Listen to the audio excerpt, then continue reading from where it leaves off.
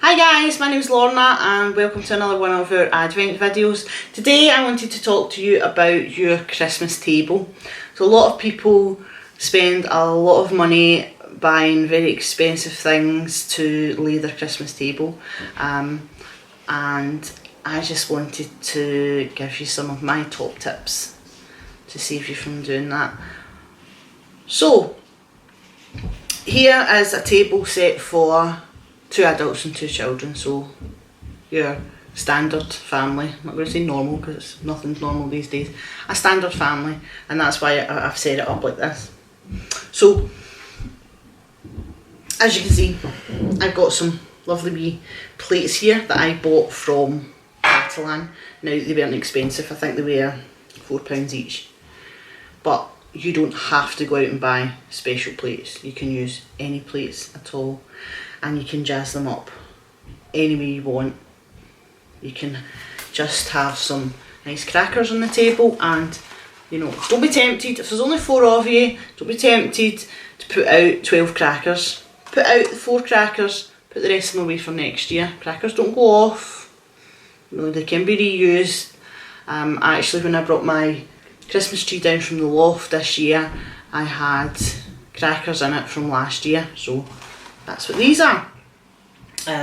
This year, loads of shops are selling lovely wee things like this, cute little things, couple of pounds, not expensive, and these are things that you buy one year, put them away. When you put your Christmas tree down in January, pack away all this stuff, put it all the way up the loft, in the shed, under the stairs, wherever it goes, and then you can build on it year on year.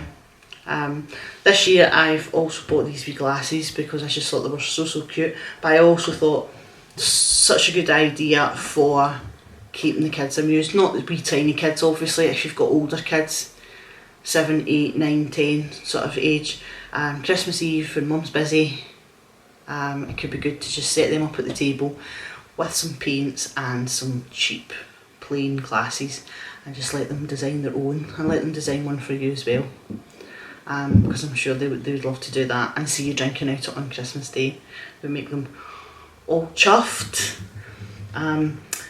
One tip that I got, and I actually got it from one of our followers, was to use a teapot for gravy. Never thought of it before. We broke our gravy boat last year, plus it was small, wasn't really big enough, and I was looking for a new one, and somebody said, I use a teapot, and I thought, that's genius, why did I never think about that? So you can see here I've got my teapot, and while I was thinking about, oh well, teapot, I also thought, well, I've got the matching sugar jug, sugar bowl, and the matching milk jug, so I thought cranberry sauce in one and bread sauce in the other. It's only my other half that eats the bread sauce, so I don't need to worry about it only being a small amount. What I do want to say is, if you've got small children, then you can see there's not a lot of space on this table to have lots of things out in the middle. And I always found when my children were small that it wasn't a good idea, because they loved stuffing balls, and they loved pigs in blankets.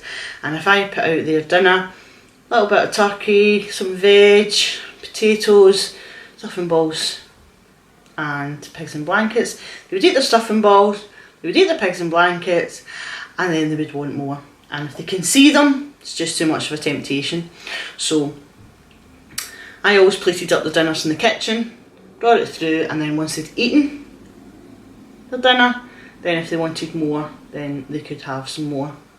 Now that my kids are older, I'll just lay everything out in the kitchen and they can go in.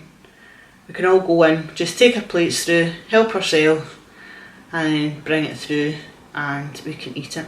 I've only got a small table this year. I've done away with my big table last year because we found that it was only getting used at Christmas, and the rest of the year we were only using one end of it. So I don't have a dining room, it's just in my living room, so it was taking up a whole load of space that we could really be using the rest of the year. So if I've got extra people coming, I have got a plastic heavy duty table that folds out. It stays in the shed the rest of the time. It's brought in, the chairs get taken from the table, this gets pushed up against the wall. My son, who's got his own flat, brings his chairs round. If my sister and that are coming, they bring their chairs down. And I have got chair covers. Actually, they were given to me by a very nice follower of ours last year, who had bought them for her wedding, and she had spares, so she sent them up to me, which was very, very nice, very kind of her. But you can buy these chair covers for, I think they're about £1 a piece on sort of Amazon, eBay, these kind of places.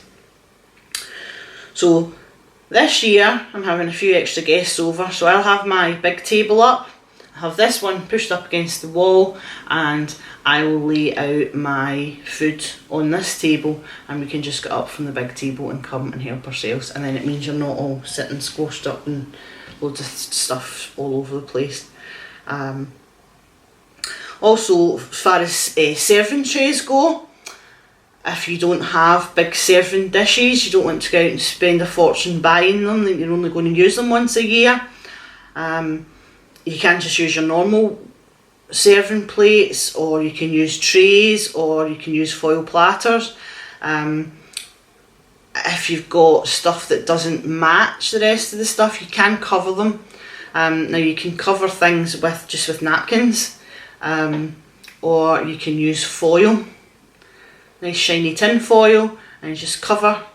So you get a plain white tray, cover it with tin foil, and put your food out in that, and then it's really easy to clean up as well, because it literally just fold the tin foil up and that's it, away. So I hope that I've given you some tips for Christmas, and I hope you don't stress about it, because at the end of the day, it's not what's on your table, it's who's around it that makes for a happy Christmas.